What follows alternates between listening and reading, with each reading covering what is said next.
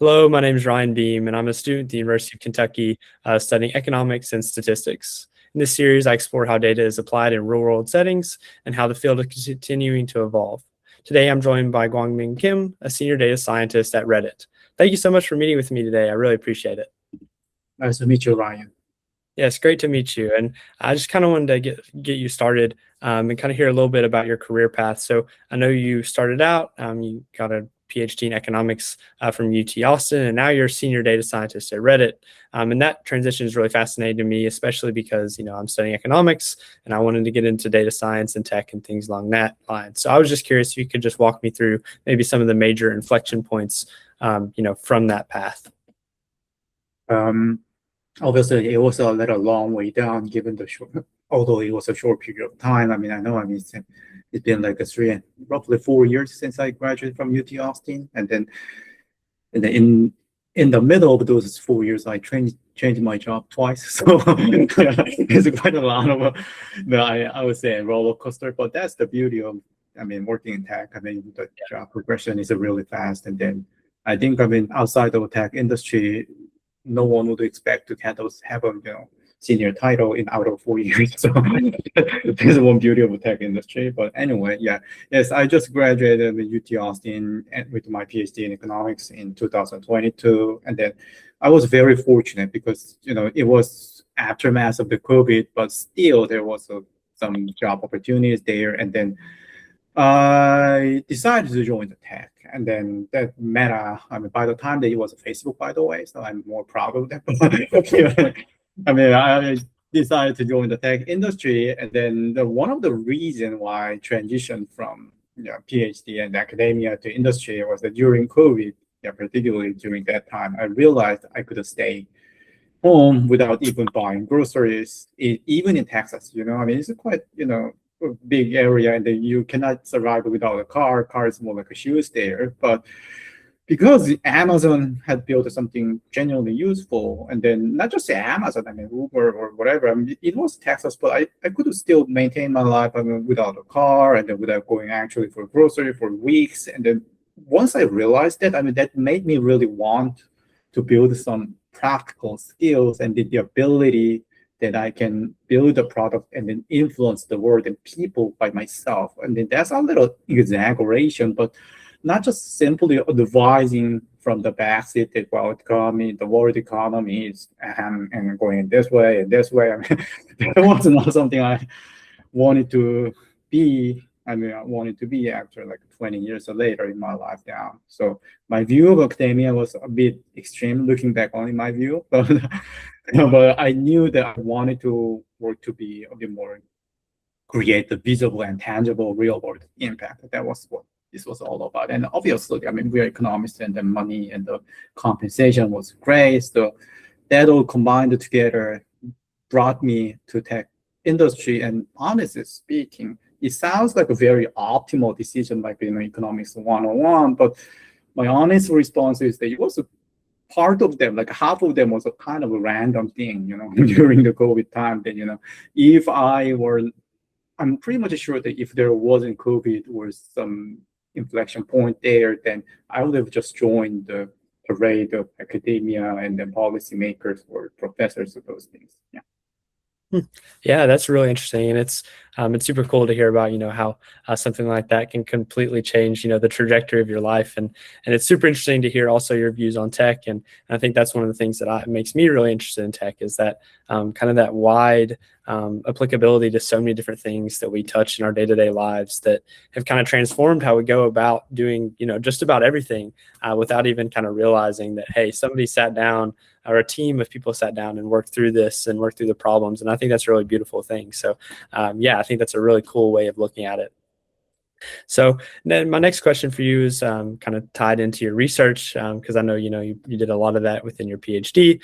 So I was kind of curious, how your research with inflation expectations, how that has maybe transformed the way you think and maybe even applies to your day-to-day job or how you look at things empirically now. I see. Definitely, there was a lot of learning from my research, and then I did my PhD in macroeconomics, and funny enough, we have other macro guys in my team at Reddit. So because there is something there, I believe so. But I approach the macro questions through micro data, like a survey or grocery prices or individual consumer behavior.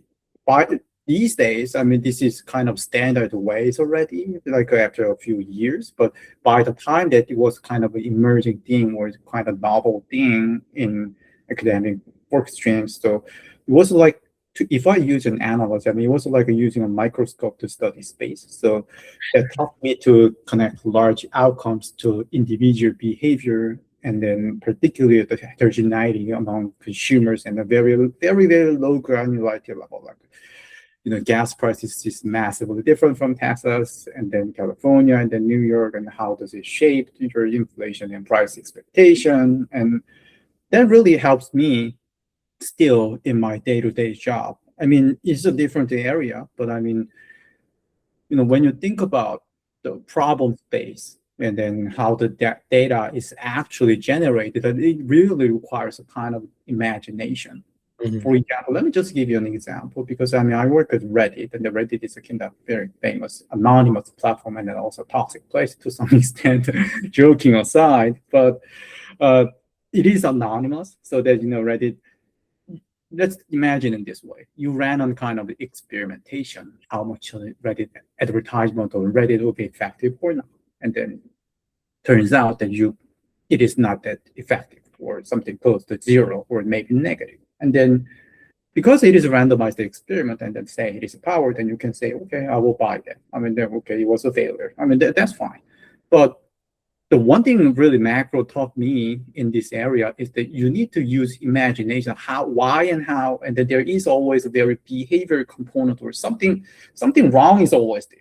I mean, in people's mind and behavior, there's something wrong is always there. And then one of the things Reddit is facing, and that I'm also actively addressing at this moment, is that people have multiple devices, and then because, I mean, it is anonymous IDs, and we are very unable to track the same person in randomized experiment, which means that, very good chance the same person, me, is belonging to both control and treatment group with some other devices, or your alt account, or some other weird behaviors. I mean, it's not a surprising thing then that, people have one ID on the Reddit on your MacBook, or the one ID on an iPhone, or maybe just anonymous browsing, not even logging in. So there is a very good chance that this experiment can be diluted in the real world, because the same person is exposed to both control and treatment experiences. So that your actually experimentation in the extreme case, if the control and treatment groups are 100% overlapped, technically speaking,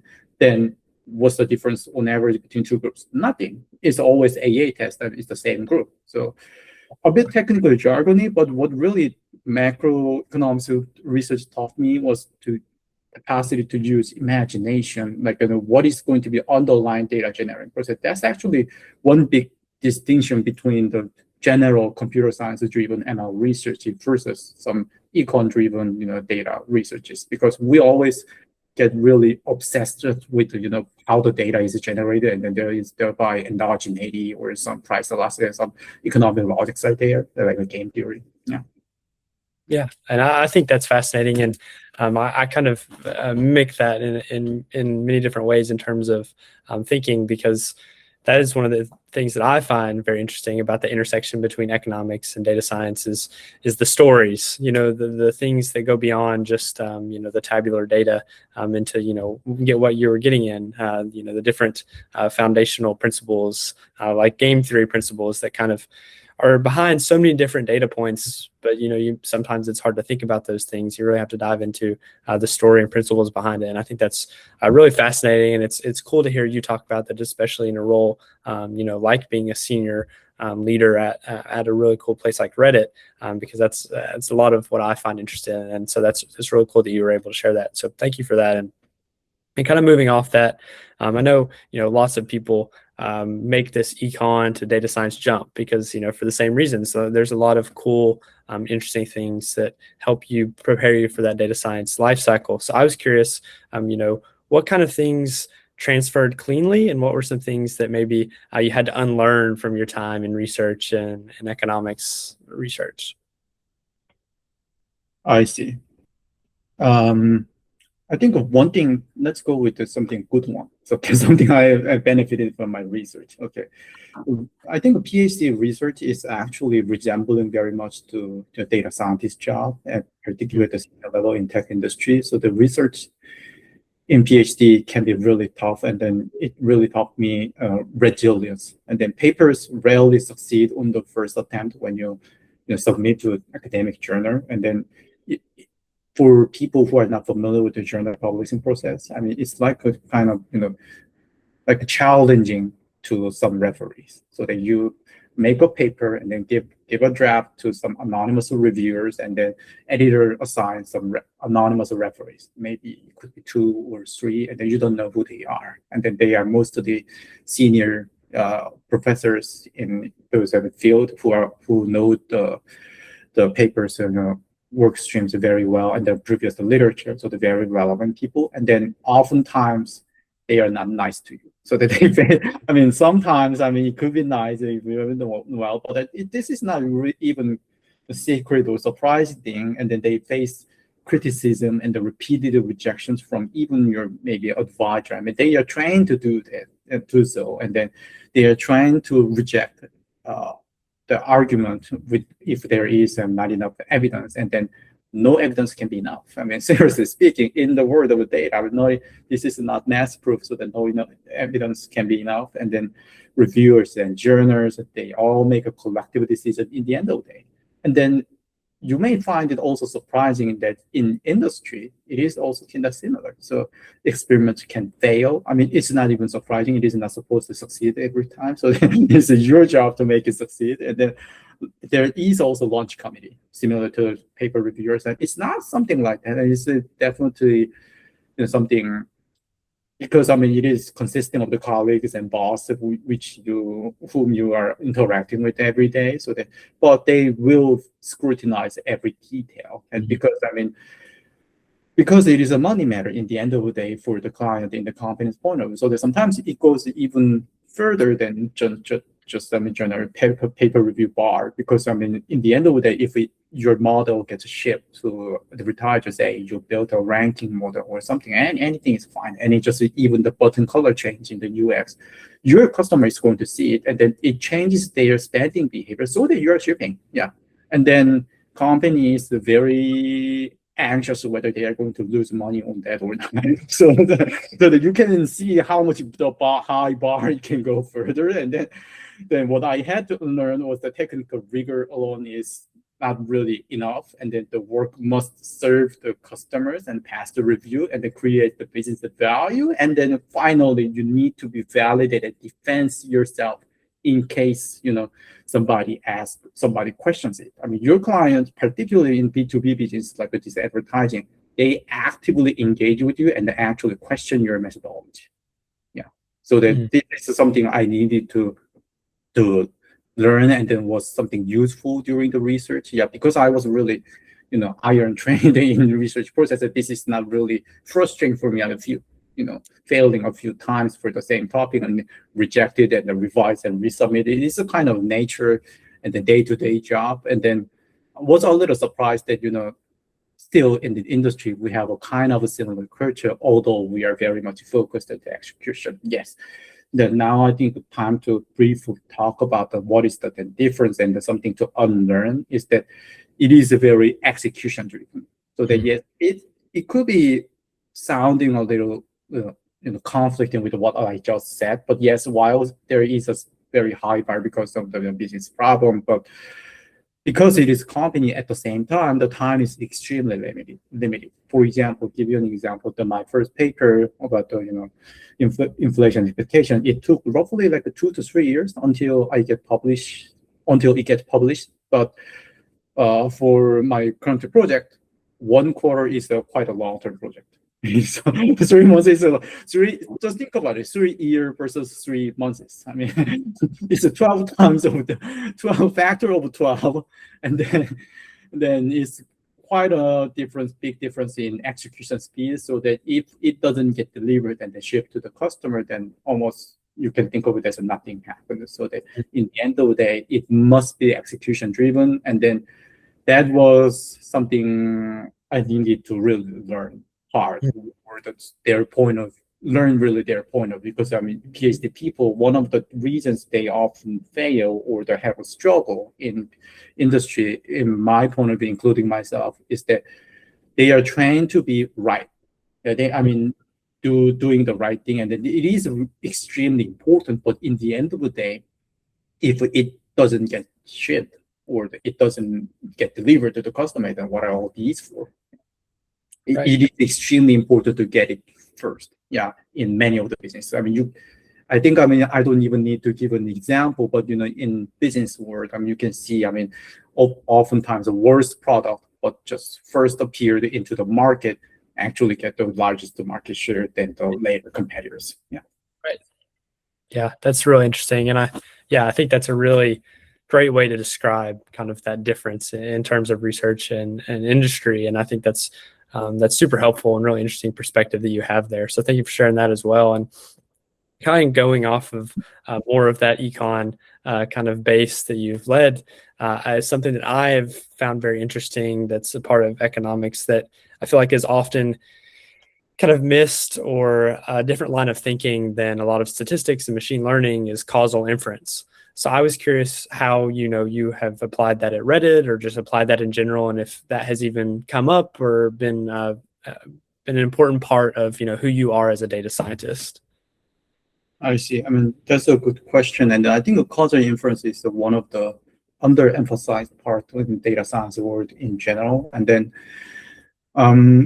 because I mean, I'm working on the experimentation part of the edge, so the causal inference is a really daily bread and driver for myself. So I'm not even sure how can I describe it, but maybe I can describe something, I mean, non-obvious one, because experimentation is a too much obvious one in my point of view. Causal inference, because people run experimentation in order to learn the causal mechanism behind the products. But so one of my previous job, actually my first job, was at Meta, and I started my job as a research scientist. And then one of the projects was actually understanding advertisers' responses when the advertising prices or fees increase. So that what I mean by the prices increase, that was something called in industry like a cost per mile or cost per action. So that, you can imagine one banner ad is being shown, and in the auction it costs per advertiser like 7 cents or something like that. Yeah. So, and then if the price is increasing for ad slot, for ad auction, then definitely nobody would like it. I mean, in advertisers' point of view, because they are paying higher prices for the same ad slots. But one thing we wanted to know was how much they would push back if the prices were increased. Yeah.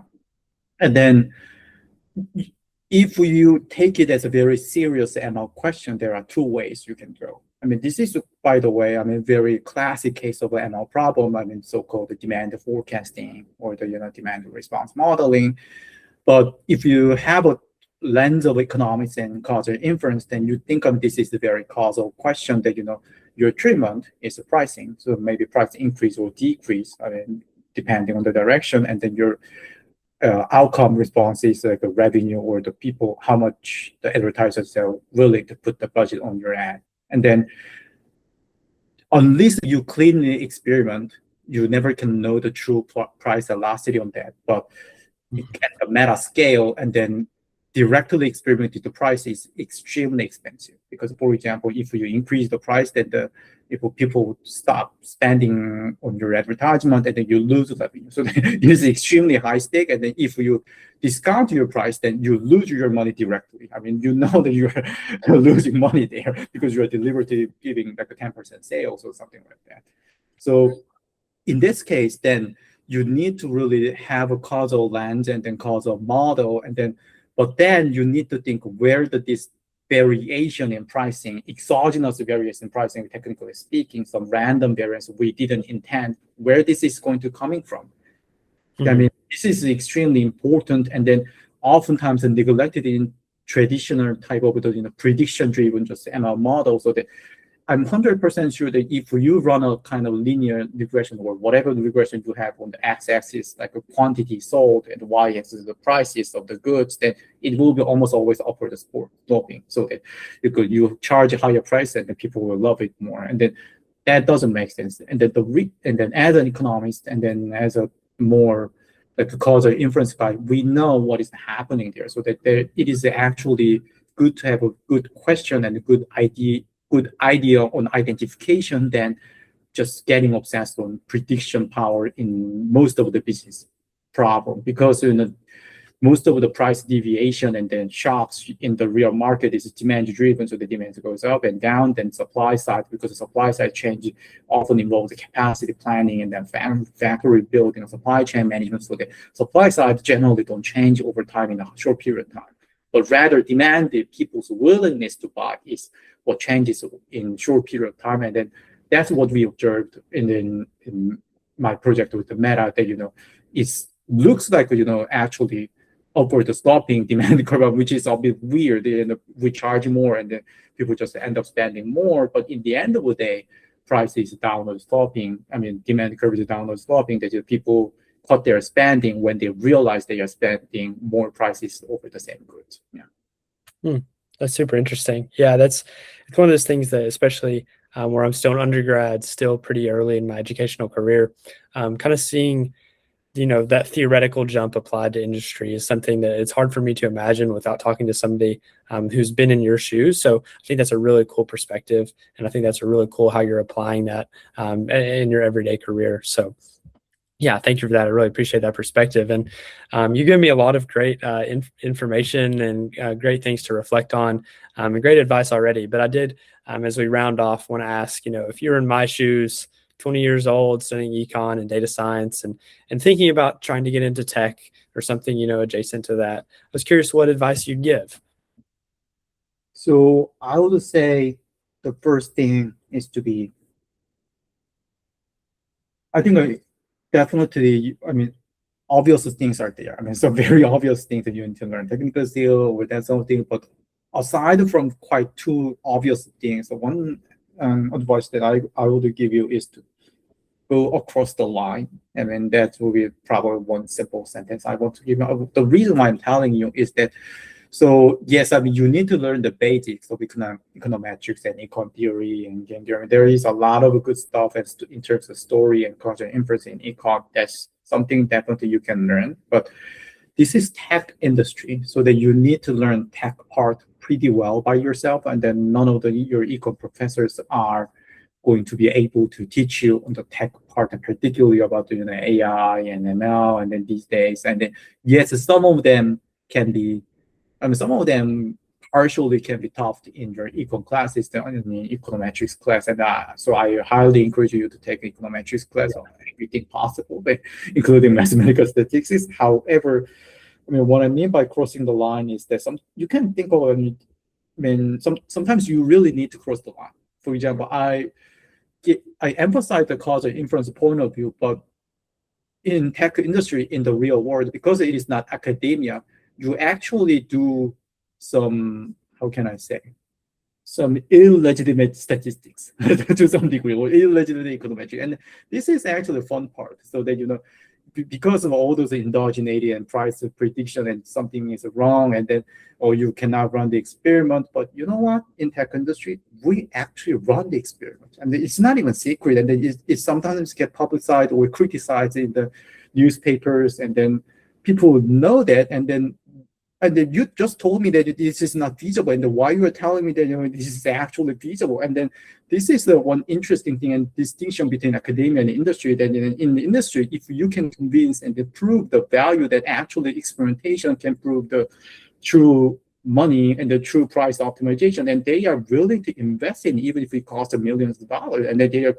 going to set up a whole team for you and then make you a manager. And if it succeeds, and then and this is the thing I'm just telling, the crossing the line is that yes, in economic theory and economics in story, and it is not feasible. But if it is not physically infeasible, and then you need to use your imagination, how can it work out? And then if showing the value and proof, something your professor would be mad about it is actually something that can make you enjoy, and then something distinctive from academia to tech industry. So I would say it is a bit paradoxical advice, but enjoy your both sides as a tech industry or the undergrad person. So because you're not PhD, you're not obligated to follow the very general in the economics literature. You don't have a reviewer committee. You have a whole freedom that make a hybrid and Frankenstein of theories and stat. And this is really privilege of undergrad and then amateur. I would say I would hate to say I'm an amateur, but undergrads are amateurs,